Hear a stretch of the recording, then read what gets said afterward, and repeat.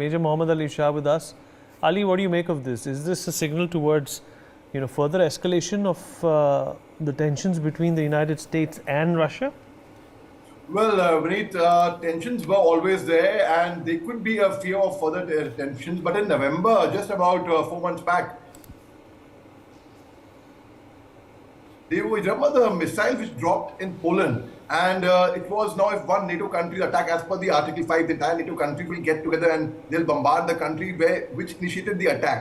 So there was a lot of speculation at that time what's going to happen, because Poland is a NATO member, and November when the two missiles were dropped over there. Later on, through the Western powers, it was ascertained that it was actually Ukraine's missile which landed there accidentally. So similarly, but the tensions were diffused. So here I see the tensions can be diffused. It may not really rise to the level we are imagining, we are thinking right now. I would like to quote the U.S. Air Force General James Hacker. You were the commander of the U.S. Air Force Europe and Air Force Africa, who had said our MQ-9, which is a Reaper drone aircraft, was conducting routine operations in international space when it was intercepted and hit by a Russian aircraft, resulting in a crash and complete loss of the MQ-9. And as you mentioned about the Pentagon spokesperson, Brigadier General Pat Ryder, he rightly said that it was unflyable, uncontrollable. So they had to make it land, and as a result it landed in the Mediterranean Sea, and the Russian aircraft also could have been damaged, which ended up landing safely in its safe haven. But the very fact is, now US has been conducting these over the Mediterranean Sea, the recurrence. I'll quickly conclude by saying in the year 2019 over Yemen, with a surface-to-air missile which was fired by the Houthi rebels, the US Central Command had said at that time that one of their drones at that time also was hit. Now also MQ-9 had crashed in Libya in 2002, while another went down during a training exercise in Romania earlier in 2022. So this has been happening with the MQ-9 Reaper drones of the US made. They send on their routine patrol reconnaissance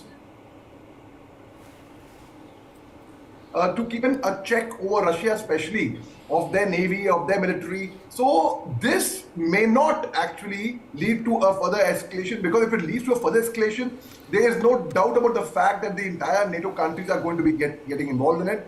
And that can furthermore, there was always a fear, speculation of whether a world war would start after Russia-Ukraine war, and a lot of analysts said it could, some analysts said it couldn't. Well, it couldn't so far, but if this really happens, if this tension actually escalates, it's going to go totally out of control. Now, a lot of countries like Israel, Turkey, India came forward to bring in peace. I mean, nothing much could become, but India, yes, managed to break some ground. Like, for example, India gave, because of India, only the humanitarian corridor, the ceasefire, was given, and the Operation Ganga happened very successfully. Now the Chinese premier is going to Russia. He is said to be speaking to Zelensky as well.